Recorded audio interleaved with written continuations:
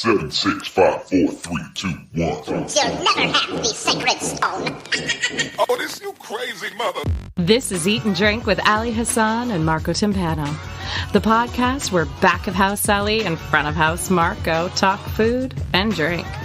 Heads up, these two spent decades in restaurants, so some mature content and language is bound to come up. Get ready for Eat and Drink. Forks up. Aloha. Aloha. It's the big Hawaii. Somehow we forgot. You're listening to Eat and Drink, the podcast. That's Marco. I'm Ali. FYI. But first and foremost, aloha. Aloha. You've been back from Hawaii for a week. I know. And somehow. And we had 2 weeks where our podcast was MIA. Yes. And that was because of Hawaii and Calgary, but now we're back on track, so forgive us for those. Before we even get to Hawaii, I want you to take a look at your mic. Yeah, I see a screen. I bought that for you because you're always complaining about how you can't see past it. So now I got you that. What is past my mic? You, my friend. Right, fair I enough. Can't see you. Fair enough. Huh? I can't see your brushed teeth and your shiny forehead. I can't see all the beautiful things that are you. So this is a good thing. This is amazing. Is it better for you? Yeah, it's so much Great. better. Great. It's so much better. This is a great choice. And then also, people might be wondering, hey, is your podcast doing well? I've got a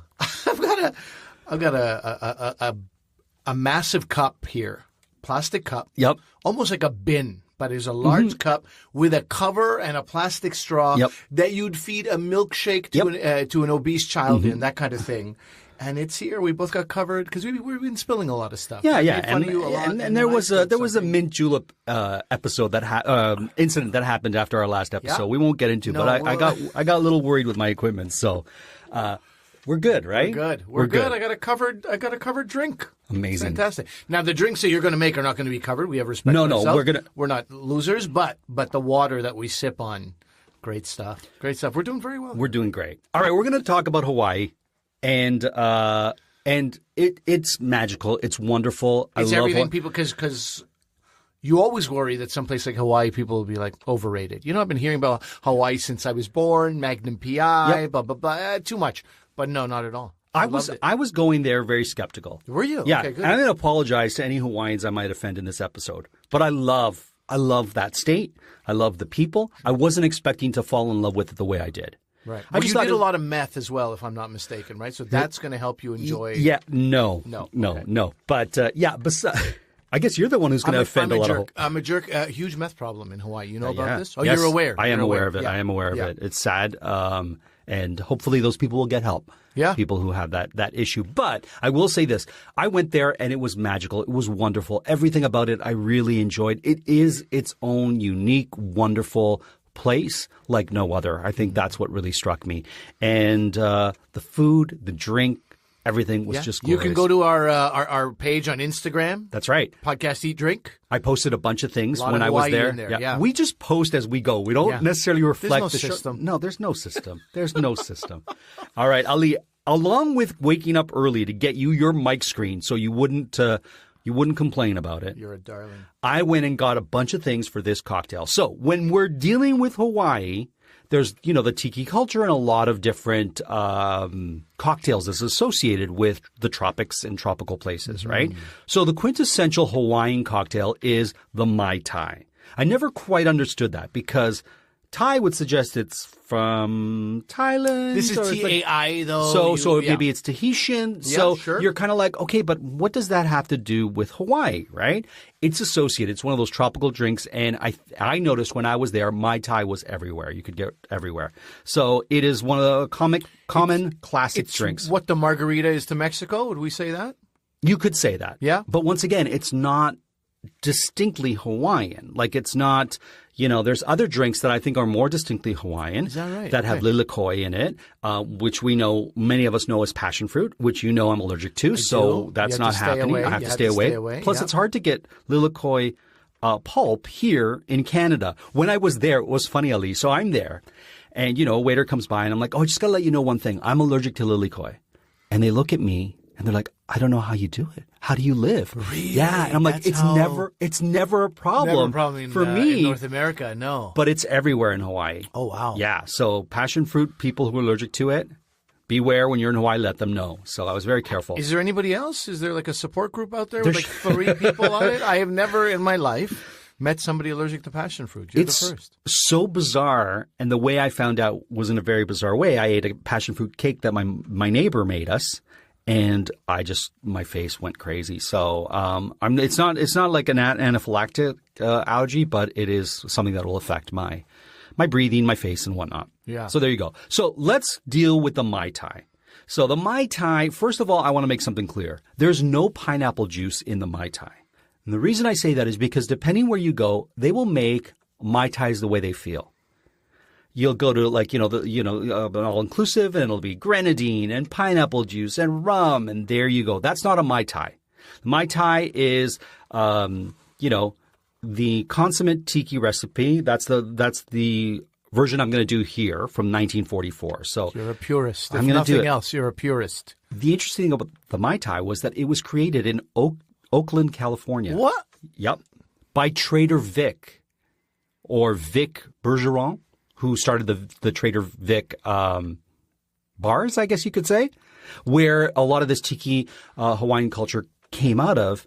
Not that the Hawaiian culture came out of it. A lot of the drinks associated with Polynesia and this tiki experience were popular. Were kind of highlighted by Trader Vic's, and therefore a lot of people look to the recipes that he created as quintessential tropical drinks. Okay. So that's what I'm trying to say. Once again, like I said before, I know I'm going to say things that are upsetting, but let's go to the Mai Tai. So first of all, it is upsetting. This guy lives in the Bay Area, and he's like, here you go, quintessential Hawaiian drink. Yeah. What business do you, Vic, have doing this? Anyway, you've upset a lot of us. Well, he's dead now. He's so dead now? You know what? Whatever. Okay. But right. Have you ever been to a Trader Vic's? No, I've been to a Trader Joe's, which is a very different experience. I've never been to a Trader Vic's. They're all over the Middle East, I noticed. I went on their website to look, and it was like, there's a couple here and there in the States, and then it's like Oman, Bahrain, Saudi Arabia, like just pronounced crazy. Bahrain, but anyway, not important. Listen. Let's take another place down while we're talking. Thank you. That's why you're here, to correct nothing. I went to Cocktail Emporium this morning when they opened at 11 o'clock to ensure that I had the right glass for you. Come on. Yeah. This company here has everything you could want when it comes to cocktail related. Is that better or worse? You're taking a picture. I want to get this red stuff out of here. This is great. This is a Mai Tai glass. Yeah, so if you need anything for cocktails, from glasses to mixes, there's an ingredient that I needed that I couldn't find anywhere. They had it. Straws, shakers. You can find it at this wonderful place called Cocktail Emporium. There's 2 in Toronto, 1 Queen West, 1 in Kensington. I'm going to reach out to them, see if they want to sponsor our show, because I just love this place. I could have spent 4 hours just going through stuff. That's me in a restaurant supply shop. Yeah. I'm done. Beat it. Family, go home. Papa's not coming out of here for a while. Yeah. That's what this place is. It's a bar supply store for the public. Right. So whereas, bars would go to these stores that the public wouldn't have access to, this place, well appointed, everything you could want. And I needed this ingredient here, Orgeat. Although it doesn't look like that's how I believe it's pronounced.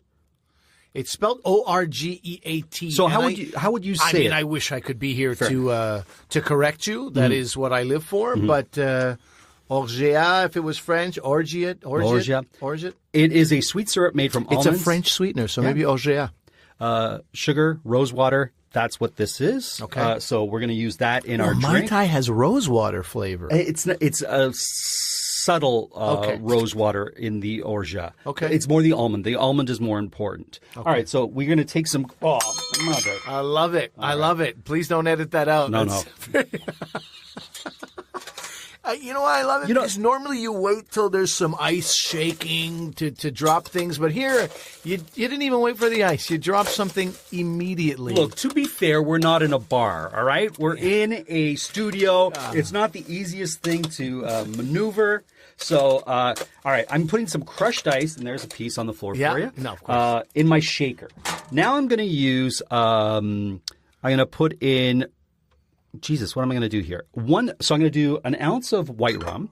I'm using Havana Club. And again, all these are, you said it before, but I'm just going to test you. You said this is the quintessential Mai Tai, right? This so you're not taking any liberties and going, they say amber, but I'm using whites. None of that. No. This is the thing. This is the one. I am missing one ingredient, though, and I'll get into that in a moment. All right? So dark rum. I'm using this cool rum from Nova Scotia. Yeah. And, buddy, I bought that very rum from the airport in Nova Scotia. Yeah, it is Ironworks Blue Nose Rum. I couldn't believe you had that. Yeah, my sister-in-law got it for us. She lives in Halifax, so shout out to Becca. Yeah. And she bought it at the airport. It wasn't the most thoughtful gift, but still a great rum. No. My sister-in-law would have bought it at the proper store. She wouldn't do it. She's not a last-minute kind of gal. Okay. That's not her. That's me. So an ounce of this beautiful rum from Nova Scotia. Thank you very much for Nova Scotia. And then I'm going to use triple sec. Now, what you're supposed to use is orange curacao. And this caused me quite a bit of consternation because the LCBO only carries 2 orange curaçaos, and they're $40 and $50 for the bottle. Now, I don't have much occasion to use orange curacao, and I couldn't get it because it's not available at the stores. You have to have it delivered to your home or to your bar or restaurant. So I believe that they're supplying it only to people who have bars.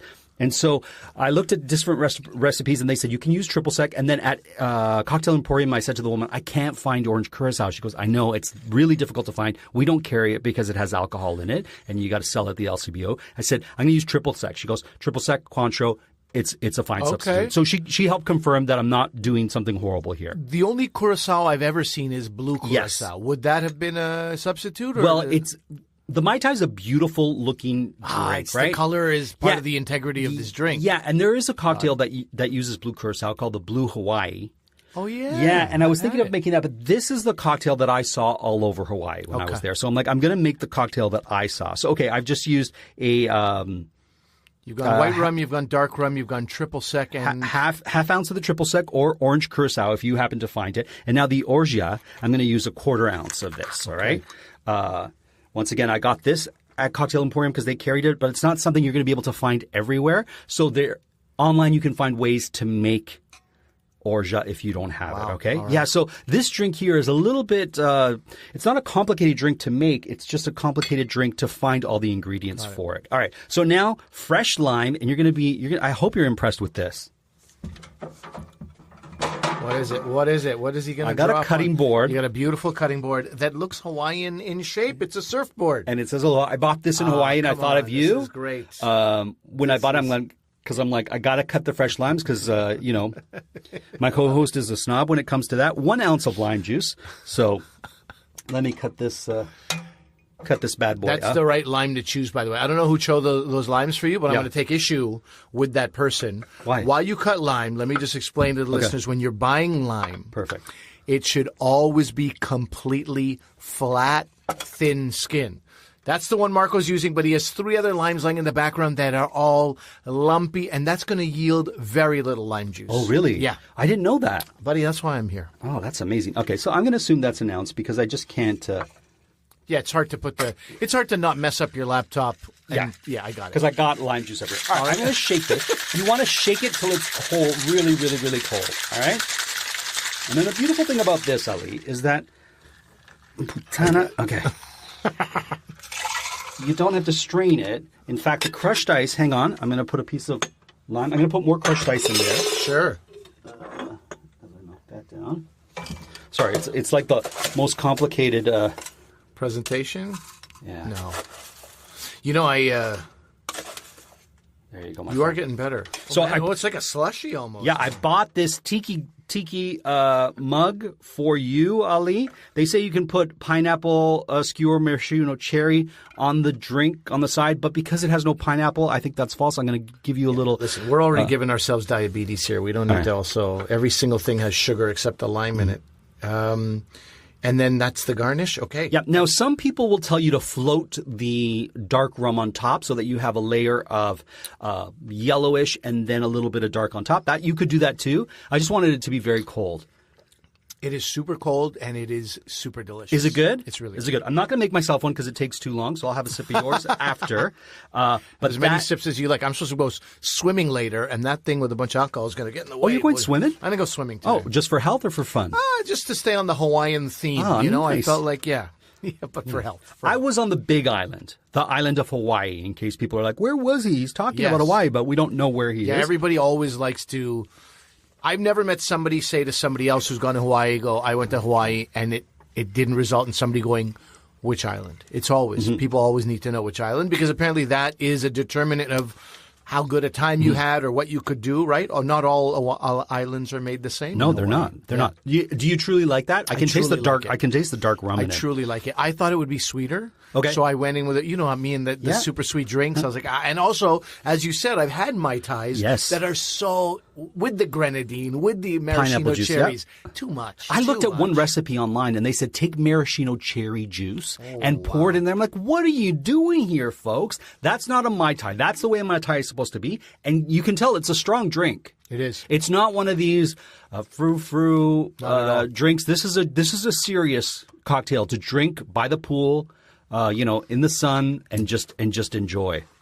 That's great. So I gotta stop going to all inclusives where it's just garbage drinks. Never get a buzz. Look, they are what they are. But if you go to an all-inclusive and you want this drink, you tell them, I want 1 ounce of dark rum, 1 ounce of white rum, half an ounce of triple sec Cointreau or Grand Marnier, whichever one of those orange drinks are there, and then an ounce of lime juice. Shake that bad boy up. Yeah. If they have Orgeat, they probably won't. They might have some almond something or other. If they don't, you're just going to omit that and then say put it in a glass with some lime. Yeah. Boom. And if you're like, you know what, I want a bit of sweetness to it, then you ask for an ounce or a half ounce of pineapple juice and you put that on top and you'll get that pineapple flavor if you want. But it doesn't have to be super crazy sweet. Well, I like this because I can make this at home. I have dark rum and light rum at home. I always have limes at home. Yes. God forbid I don't have limes at home. And we have some triple sec because of the some Mexican drink we were making or a Latin drink we were making with triple sec. I can't remember what it was, but anyway, we have. The only thing you're going to need is the Orgeat. Yeah. And you know what? I probably, because this dark rum is very strong, I probably should have added a bit more, and the flavor would have come out a bit stronger. Ironworks. It's a macho strong rum. They do whiskeys as well. Do they? Yeah. Big fan. Lunenburg, Nova Scotia. Yeah.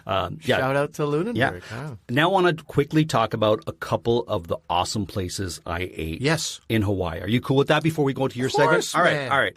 So I was in the island of Hawaii, so we started off in Kona. And when I say Kona, what do you think of? The big kahuna? No. What am I supposed Kona to say? coffee. Kona coffee, of course. Kona coffee, which is a beautiful, beautiful coffee from the Kona region.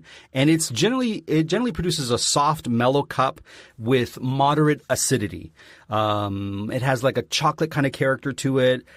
Subtle sweetness. It's kind of subtle but balanced sweetness, and I really enjoyed Kona, and you could get it all over. That was the only coffee that you could get everywhere. Like they didn't serve. Starbucks won't serve anything but Kona coffee in their Hawaiian stores, which was lovely. Starbucks. Yeah, Okay. because it's like the coffee's only. If you want to grown. open here. Yeah. Starbucks, you're going to do it this way, or you'll be disrespecting. Because that's where the Hawaiian coffee comes from. I was there. How disrespectful would it be to be in the island of Hawaii and getting a Tim Hortons coffee and getting a coffee that was not that was not.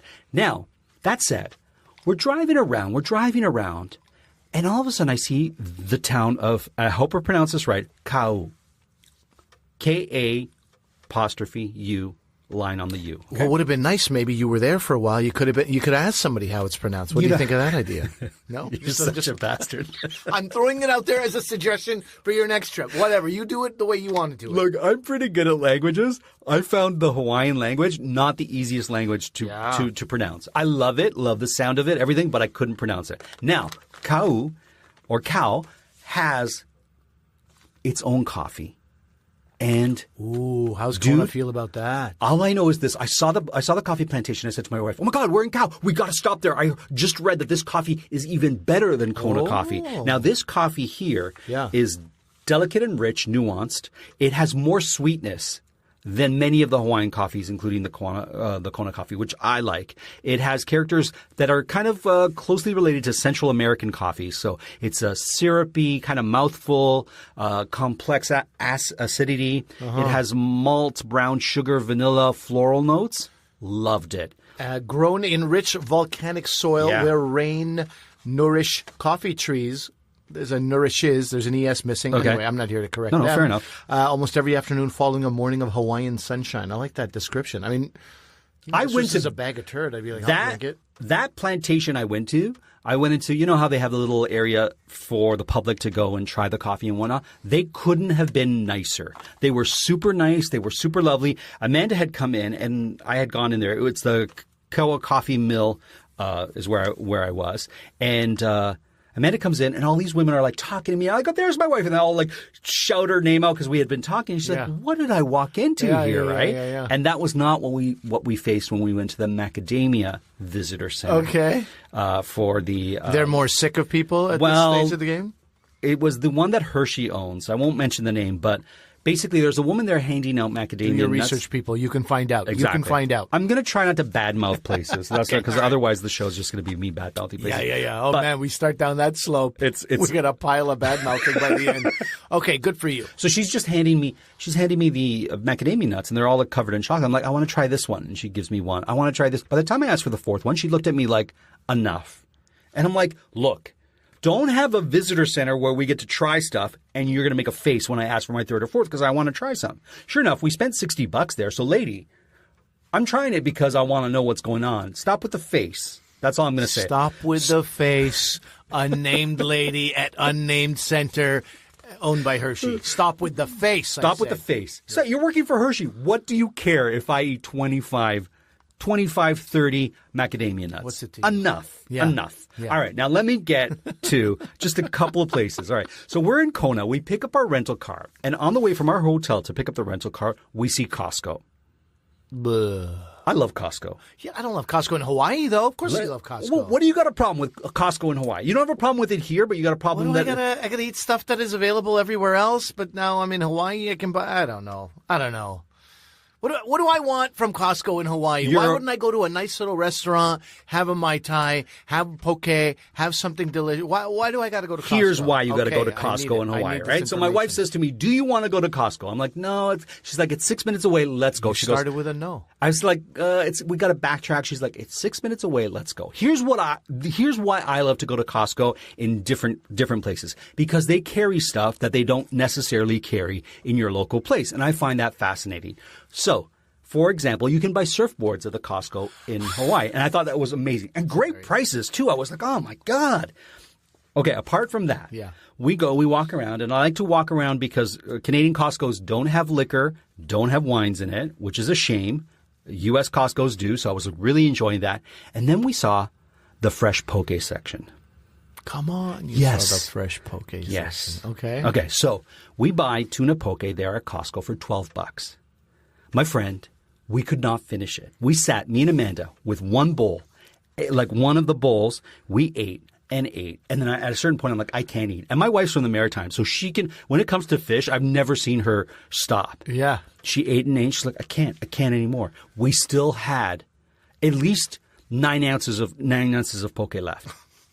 So she's like, I'm taking it with me. I'm like, you can't, like, we can't, like, you got to eat this relatively quickly. She goes, I will. We'll put it by the AC in the car and I'll eat it.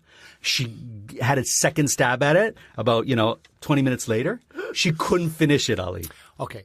That story is a multi-layered story. Yeah. Number one, that's hilarious. That's amazing. That's great. Number two is, does it need to be that big, Costco? Why don't you stop overfit? Now people are wasting seafood. Now people are wasting food, period. No, I call bullshit on that. Because you know what? What are you saying right Because now? what if you bought that? It could feed your family.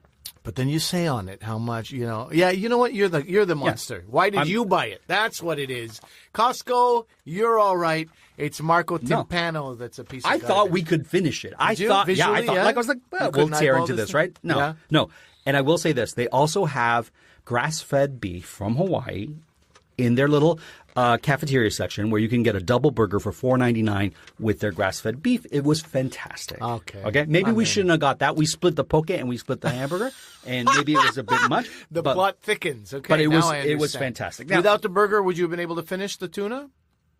Not by myself. No, but the two of you would have been able to finish that tuna had there not been half a burger each inside you. Maybe. Still a maybe. Still a maybe. Wow. Can't say for sure. It was plentiful, robust, and it was wonderful. This is like my seaweed salad situation. Family of 6 could not finish the seaweed salad.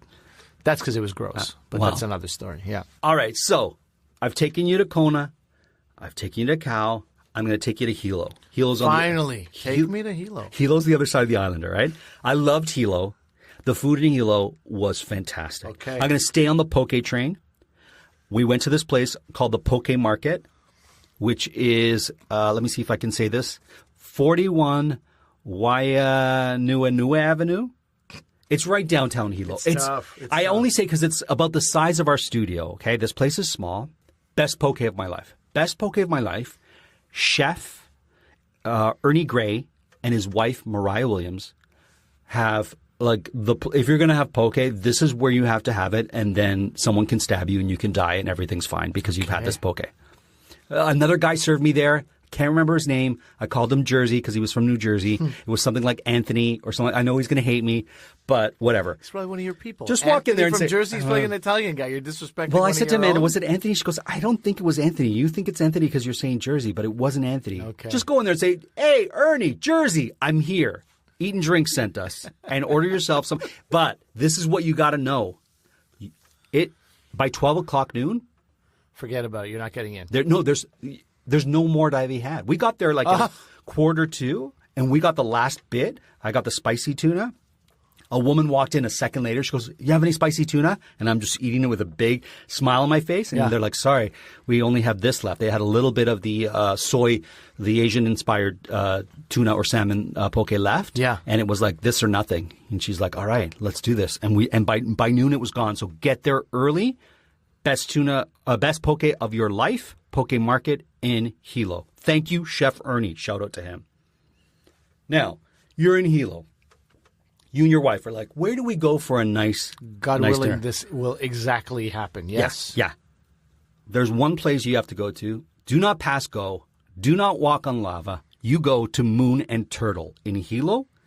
I'm going to try to say the address. I'm only doing it because I want you to hear how bad my Hawaiian is. 55 Kalakuaya Street in Hilo. Forgive me. Chef Mark Pomaski and Sony Pomaski. She's front of house. Couldn't have been more wonderful. The food was fantastic, was fresh, was local. We didn't even have their signature tuna dish because we had been eating poke all day. That they're like, you got to try our tuna dish. And like we saw on Yelp, everybody's like, their tuna app, it's the best, it's the best, it's the best. And we're like, we can't. So what did you do there? So we ate everything else. We had their cocktails. I had a Mai Tai there. It was fantastic. We ate like champs, and it was great. I'm looking up this place, Moon and Turtle. Moon and Turtle, Hilo. Which is, what a Hawaiian name. Like if somebody said it's called the Moon and Turtle, where is it? Mm-hmm. Which state is it located in? Yeah. I would have said, Today's menu, they update the menu every day. Yeah. Right? So April 6th, they're right here. They have a crispy fish, local whole fried fish. They have smoky sashimi, local striped marlin, with Hawaiian chili pepper water, soy, kibawe smoked. I don't know what kibawe is. Yeah, but there's only one way to find out. Local ahi tartar, lemongrass chili ahi belly. That is for sure what I would order. Yeah. Kalo cakes. What's kalo? Kalo is I don't remember. Kalo, I think, is a root. No, that's taro. I don't know. We got to look that up. Okay. You just go to a place and you take and you take and you take. Yeah, But you don't give anything back. Mushroom risotto, jambalaya fried rice with these, local prawns and then lamb pappardelle. Oh, this would be difficult. I'd have to go back there. Yeah, it was so great, and we wanted to go back, but I think they were closed the next day, and then we were on to Volcano. So that was Hawaii, my Hawaiian experience, culinary and cocktail speaking. that we had there. So it was out of this world. Out of this world. I'm going to make some food now. Okay. You'll never guess what it is. Is it Hawaii in theme? It's poke, but I'll tell you something. It is not Hawaiian poke because I can't compete with that. No. You came from there. You ate Hawaiian poke. I would make a poke just so we can talk about it and go into some detail about what it is. But I didn't make it Hawaiian. I made it a little bit more Asian inspired. Okay. And if you don't like it, you can stuff it. Well, to be honest, there's a lot of Asian influence in Hawaii as well. Of course there is, yeah. Particularly in Honolulu. But I definitely saw Asian inspired poke when I was there. So I'm really excited to try your wares. I think you'll like it. All right, let's get this started. All right. Okay. I've had this bowl of poke in front of me for the last 10 minutes while you were writing. While I prepped. And I was things have to be prepped. And I'm like, I'm not going to eat it till I'm on air. And now I'm just like overwhelmed. Get in there. Okay, Get in there and see what happens. Now, as I said, I wanted to make it a little bit. So first of all, poke. What is poke? A lot of people pronounce it poke. Mm-hmm. Guess what? It can be both. It's like flexible. It's not, don't get. We all know that guy. Right. We all know that guy who goes, I went for pho yesterday, and somebody goes, actually, it's pronounced pho. You don't have That's just you. relax. That's you. Me. That is. But I don't stop you. Go, actually, it's pronounced. Yeah, you have. No, I'm making fun of your things here and there, but I don't care. That doesn't matter. You. I would never go, actually, it's pronounced pho. Okay. Okay, everyone. Faux show. Like they're making the restaurants rhyme faux real. So it's like everyone knows that that's. In common parlance, that's how it is. If we're ever in Vietnam, I'll be like, Marco, don't embarrass me, Okay. Poke works just fine. That is exactly what you want to be saying. And if you're, look, if you're serving me a bowl of this, I don't care what you pronounce it as. And in fact, you may have had similar things. Carpaccio is similar to this, right? If you have a tuna carpaccio. Ceviche is similar to this. Ceviche will cook a little bit more in the acidic medium, whatever you use, orange juice or lemon juice or citrus. Tartare. It's a lot like a tartare as well. Yeah. So the key is that it's raw fish, deboned, skinned, right? These are the key here. And it is one of the main dishes of native Hawaiian cuisine, as you very well know from your trip there. The word poke means to slice or to cut in pieces. Oh. So that's where it comes from. Yeah, very, very simple. So basically, the most simple is tuna cut in pieces with salt, soy sauce, sesame oil, some chili pepper, and then usually in the Hawaiian style, they'll have some kind of like a seaweed or an algae or nori, the flake, something like that. Here in North America, we don't always have that. Sometimes we'll just have like sesame seeds or something like that, just something for a little bit of a crunch. The way I make it, here's what I did. I grated some ginger in there. Yes. That for me is more of an Asian touch to things, I have some green onions, so shallots classic. in there. Yep. Classic. I put some avocado, and otherwise, I also have some lime juice, which is more on the ceviche side. But I don't know. I really like the mixture of soy, sesame, and lime, and some sort of chili. So I actually put fresh jalapenos in there. Oh, wow. Okay, so there you go. So let me just say the Hawaiian word that best describes how I feel about this poke you made me is mahalo, which means thank you. I like that word.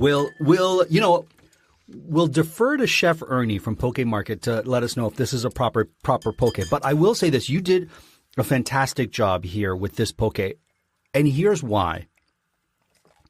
Like the poke I found in Hawaii, my friend, unlike a lot of the poke that you find here at poke stores, where they put just a bunch of shit on your poke. Where it's like, do you want some yam chips? Do you want some grated carrot? Do you want some cabbage? Do you want some hard-boiled egg? Do you want all this on your poke?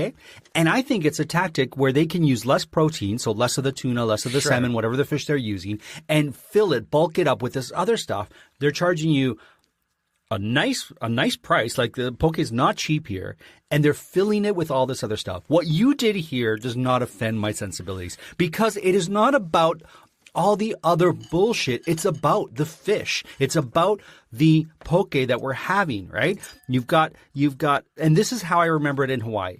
Whereas like they're not going to lambaste it with a bunch of other stuff. They're going to, the feature is the protein, is the fish, and then they're going to use other condiments to just highlight it. And you do that here. And if anybody listens to the show regularly, you know how hard it is to not offend Marco's sensibilities. So this is a great day for me. But yeah, look, this is always my way of thinking. What is this dish really about at its core? Yep. And what ingredients can we use to highlight that ingredient? So that's the way I approach it, rather than put something that distracts. Yeah. You know, what's the point in the end? Why did we do all this work? Why did I pay all this money for such good quality fish only to disguise its flavor with 100 different things, right? So that's the way I think it's. I could have even used a little bit more soy, and I don't like soy. How do you like that? Yeah, because I think you blended the flavors so well together that I'm like, oh, that little bit of salt, that little bit of umami, like really is working for me in this dish. So yeah, either that or I just want more. Yeah. Like my palate is like,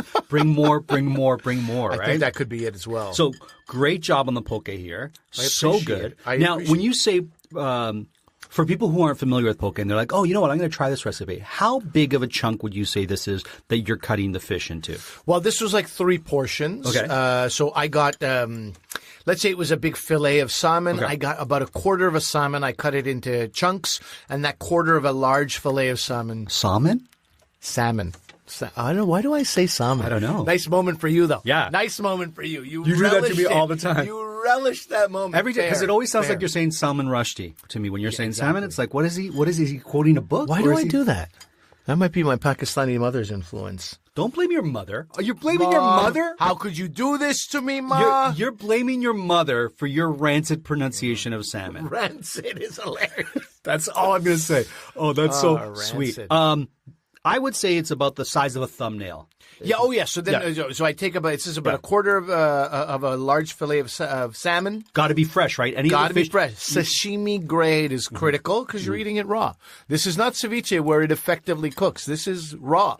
This was made in less than 10 minutes. Go to a trusted fishmonger. Yeah. You can't just go to your local grocery store and expect the guy who gets, $6 an hour to tell you what the fish is. You got to go to a reputable place where you're like, some millennial who's eaten an edible an hour before you talk to him is not going to guide you in the right direction on this fish. Absolutely has to be reputable. And these guys stand by their name. They need return business and that kind of stuff. Yeah. They're going to tell you what they want. So good quality fish is critical. Tuna or salmon are the most most common. Sure. But octopus. I saw. Did you have any in No, in Hawaii? but yeah, I love octopus. Okay. I would definitely have shrimp. Have that. I had shrimp poke. No kidding. And I don't know if it's a proper poke, but we had shrimp poke or what they were called. In Hawaii. In Hawaii. And I don't love shrimp. My wife likes shrimp. Shrimp to me is like the lungs of the sea. Sure. And so any of the lungs. They just they inhale any of the stuff that's in there. Yeah. They're like the kidneys. Is it kidneys or liver? No, they're the liver of the sea. Okay. If I can further draw your dirty analogy, right? My problem with shrimp is unless I know where they're from, I don't feel comfortable eating them. Okay. So if they're from Gaspé, fantastic. If they're from other parts of the world where the water is clean and they're not next to a sewage system, I'm cool with it. But I've heard stories about shrimp from certain areas of the world, which is not the cleanest water. The one in Hawaii, I think there were Hawaiian or Pacific shrimp, and we went crazy for them. And it was great. It was a great poke. It was great, my friend. And I'm not a fan of shrimp. I'll tell it like it is. They were fantastic. How amazing. Where do you stand on shrimp? I don't go for shrimp usually. Oh, okay. Same reason as you. Same reason as you. I went for shrimp when shrimp was a delicacy for me because I could not afford, seafood very often. Now that I can afford to have a nice meal, it's the last choice on me. Right. It's the last choice. Now, if I have something like, let's say, a bouillabaisse, a seafood soup, and there's shrimp in it, I have no problem with it. But I'm rarely ordering shrimp anymore. I don't care. You can make it a la vodka, a la Diablo. You can do whatever you want. I'm just like, at the end of the day, it's just like a little runt of the sea, you know? When I was in Mumbai, I ordered shrimp, and it was the size of my hand. And I'm not telling a lie. I ordered it because of the size of the shrimp. I had never seen that. It looked more lobster than shrimp. And I was like, I got to have that. And I'm like, where did you catch it? They're like, just in the ocean over there. And I'm like, okay, let's go nuts. Boom. Did they call it prawn? No, they call They always call it prawn. Maybe they called it prawn. Yeah. But it was It was enormous. Maybe it was a prawn. And it's delicious? It was great. It was great. I didn't have a bad meal in India. I'm sorry. Yeah. I'm sorry for anybody who thinks otherwise. You know what you can do. Go fuck yourself. Deli belly? You didn't have the deli belly? No, man. Yeah. No, because I don't eat like a degenerate. All right? That's all I'm going to say. Got defensive on that one. I don't know who's been talking to you. Who's been saying dirty things about India to you? But anyway, the popularity of poke, just the last thing. No, please. Enormous. They were, between 2014 and 2016, I wasn't able to see the most latest numbers, but they doubled in terms of how many fast casual poke restaurants there are in North America. Oh, so I mean, it's like just blowing up. 10 years ago, I never saw one in the city. Now you can't go like 4 blocks without hitting a poke restaurant. Right. And not always the best poke. This is the thing. Yeah. So all of that to say, it's out there, it's popular, which is great. Yeah. But when you eat out, if you're somebody who has particular regard for what you're putting in your mouth, know that you're getting farmed salmon and farmed tuna. Right. And if you want high-end poke. Wait, they don't farm tuna.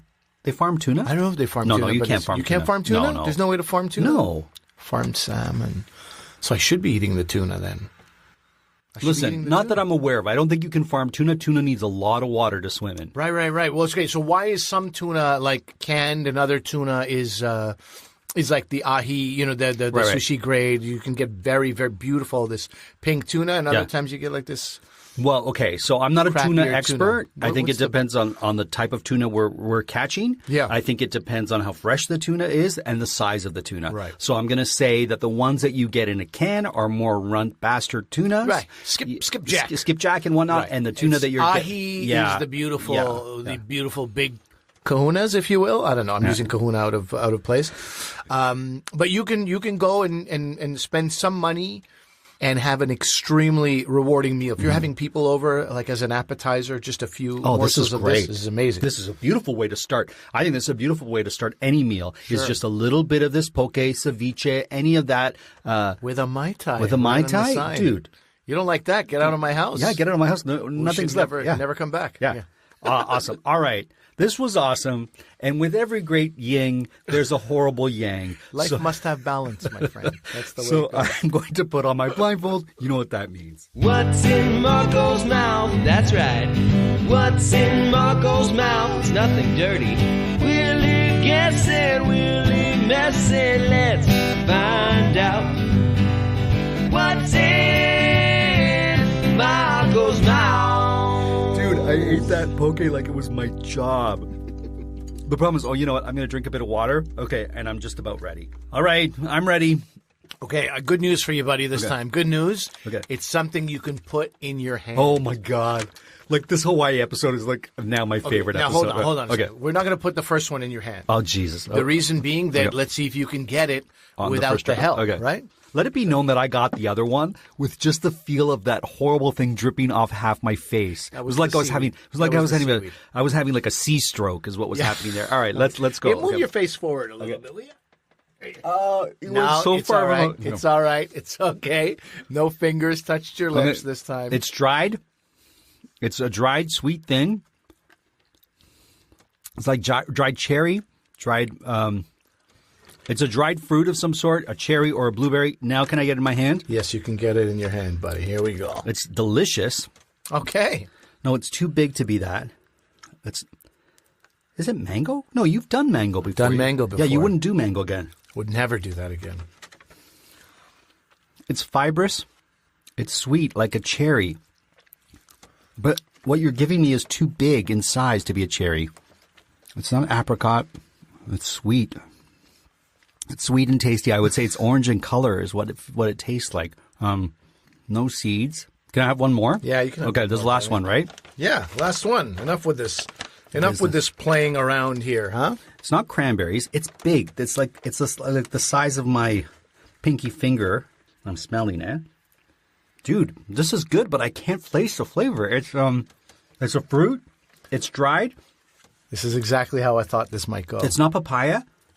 It's not. It's pineapple. It's pineapple. It's dried pineapple. It has to be dried pineapple. That's my answer. Okay, take off your blindfold. Oh, what is it? Oh.